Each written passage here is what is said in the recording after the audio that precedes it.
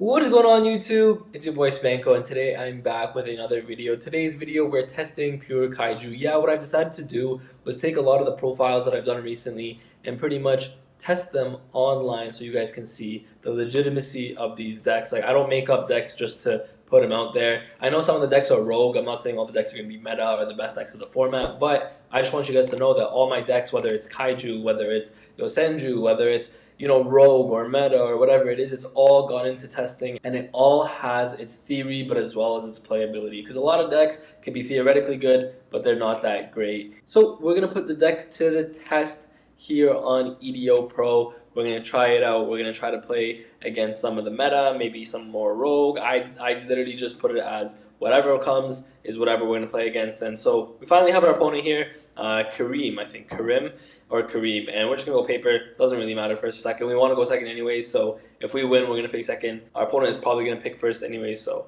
it doesn't really matter if we win or lose, rock, paper, scissors, to be honest. Okay, so it looks like we're going second here, which is perfectly fine. Starting off with Polly, though. I wonder what... Fluffles? Oh, Destiny Hero. Or it's probably just heroes in general. Okay, that's kind of cool. Whatever, I'll burn a little bit here. That's fine. Okay, that's not a problem. So we're going against Destiny Heroes. We actually opened up really good. We have Kyoto's Waterfront. We have a Kaiju. We have a Pankratops. And we have a Luna. This is actually an insane hand. I'm not going to lie to you. This is an insane hand. I'm just going to let him go off. I don't care what he does. As long as he doesn't set up a negate, which actually doesn't matter if he sets up a negate because I have a Dogoran. But... this is huge. This is such a huge... oh, what the... yo, this is insane. Okay, so this is soft. Okay, so we'll start off by activating the Waterfront. Yeah, I think that's the best play. We're going to start off by activating Kyoto Waterfront right here. And I think he's going to let that go. I don't see a problem with it. Alright, so the best thing to do here is to probably just slumber. If we slumber, though, I can't summon Pankratops, but that's not a problem. I don't think summoning Pankratops is a huge thing, unless we just go Dogoran, summon Pankratops, summon Luna, bounce back to Dogoran. Is that the play? Or do we go Slumber here? We could go Slumber, but I might want to save the Slumber for later. I think this is the play. I think special summoning this, special summoning the okay, yeah, I think that's what it will do. So special summon Dogoran here by tributing over this. Yeah, that's fine. And then I'm going to special summon the Pankratops myself here. And then we're just going to normal summon Luna. We're going to activate Luna effect to bounce itself, as well as a Dogoran. Yeah, I think that's the play. I think that's the play here. He's Ash Blossoming Luna. That's fine. That's perfectly fine. Because he's just ashing the effect to add to my hand. Okay, that's perfectly okay. That's not a problem. We can go with that. We can live with that. Not sure why he just shotgunned the Ash on that, but whatever. I think I get to bounce Dogoran here, though. I don't know what else he got to respond with, though. Kind of weird. And if you guys wonder why we play Gamma, it's because a lot of the time, if we don't have this kind of hand, we'll have to Slumber first, and then if they have a negate for Slumber, Gamma counters that negate, right? So that's kind of the reason why you play the Gamma. So we're going to bounce back the Dogoran here. The reason you want to bounce back the Dogoran as well, I should say, is because it gets you another Kaiju in hand, so I can potentially Kaiju him again. I'm not going to because I don't need to, but that's the reason why you play the Luna with the Kaijus, because you're just always going to have Kaijus in hand. So we're going to let that go. Okay, so then I think I go into battle phase. I don't want to do the Dogoran. I don't want to slumber. I think we're just going straight into battle phase here. And then we'll attack into the Cross Guy. Now, this deck doesn't OTK. I'm going to tell you guys right now, and I think I mentioned it in the deck profile. If you guys haven't watched the deck profile, check it out. It's on the channel already. But, okay, so he's using Honest Neos in the gray from hand. Okay, so then I think we just activate Pankratops here. Yeah, we'll just have to activate the Pank, because we're going to lose Pank regardless. So we might as well activate Pank here. That's not a problem, I don't think. Yeah, that's not a problem. If he's going to activate Honest Neos, we're going to lose that anyways. I think the best thing to do here... he has no cards in hand, by the way. His whole hand. That took up his whole hand to make that board. I think what we do here is we're going to obviously go into main phase. And I think we'll pass. We have Gamma, so if he top decks a monster, we're good. I don't think he has many plays in the graveyard. He has Malicious, no, but he already banished one of them. I don't know what this does. Banish this card on one Destiny Hero monster from your graveyard, draw 2 cards. Okay, I mean, so he has a draw 2. We have the Gamma for that, though, if that's really the play. I might just Gamma if he tries to activate Shadow Mist here.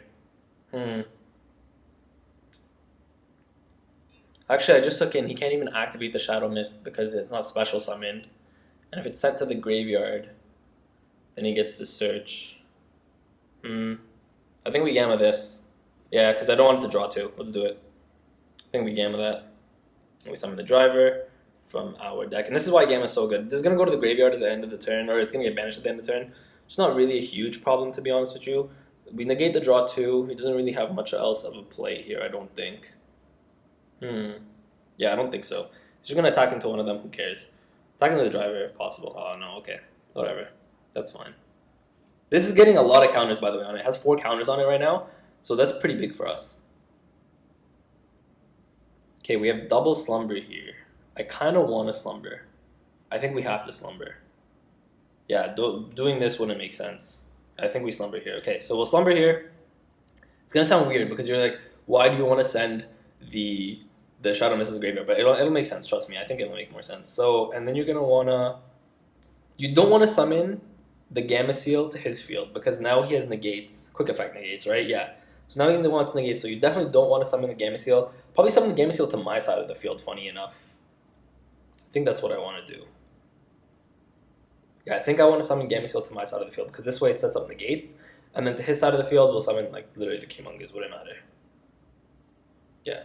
Okay. Because the Humongous doesn't really do anything anyways for him with the counters. And then what we're going to do... Oh, does he have a response? Oh, his Shadow Mist is going to go off. I was going to say, does he have a response? But yeah, I think this is the way. We also have unlimited negates here with the Kaiju. Well, not unlimited, but we have 2 negates automatically because we have 5 counters. But if we negate anything on the field and it goes to the graveyard, then we add counters to it. So we have the Gamma Seal negates. We're going to Luna this back to our hand. And so this way now we can attack directly with Gamma Seal, and we have set up negates for next turn. How good is that? I'm just going to negate that. There's no reason not to. I'll activate it. That's fine. Take out 2 counters from the Slumber, or from the Waterfront, I should say, and negate the Shadow Mist. Boom. And then we're going to normal summon our Luna. And this is kind of like the loop that you're going to keep your opponent in, eh? So you're going to, yeah, we'll activate Luna, might as well, just to get another Luna in a hand. But, yeah, this is the kind of loop that you're going to get your opponent in. You're going to clear your opponent's board, summon a Kaiju to their field, and then just keep bouncing it. Every single turn, you're just going to keep bouncing it. And then you're pretty much going to slowly beat down your opponent. So you're not going for, like, OTK or anything here, but it's just your opponent is not going to be able to play. So as you guys can see, he has literally no cards in hand. We have another negate with the Gamma Seal because we still have 3 counters on this. So we still have a negate with Gamma Seal. We've negated everything in his graveyard. We've negated like the draw 2. We negated the, what is this? You can only control 1 Kaiju, such one you move until the end of the turn. Yeah, that's fine because we can just quick effect activate this, bounce this. Yeah, there you go. It doesn't matter because it's a quick effect, so it literally does not matter. And that's why you don't want to give your opponent the Gamma Seal, by the way. I should mention that. The reason you don't want to give your opponent the Gamma Seal is for that exact reason. You do not want your opponent negating your stuff. So I think we just go into battle phase here, attack for 22, and now we have complete control, complete tempo of this game. I don't see any way for him coming back. And like this is insane. Next turn we also have a search for a Kaiju if we need it. We have 2 Kaijus in hand though. It's not a huge problem. I'm just going to negate that. Or does it negate only monsters, I should say. When your opponent activates a card or effect. Wait, why is it not letting me negate? Oh, I only have 1 counter. Okay, so I should have 2 counters here. Yeah, now I have 2 counters. Doesn't matter, because he's going to special summon Bubble Man, try to get the Bubble Man draw 2, and then I'm just going to Gamma Seal negate it.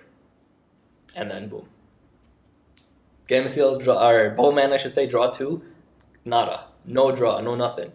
So I have 2 counters. Oh yeah, I should press this. So I remove 2 counters from here, and then negate the Bubble Man. This is why Gamma Seal is so good for you. So good. We have no counters. Yeah, there we go. He surrendered.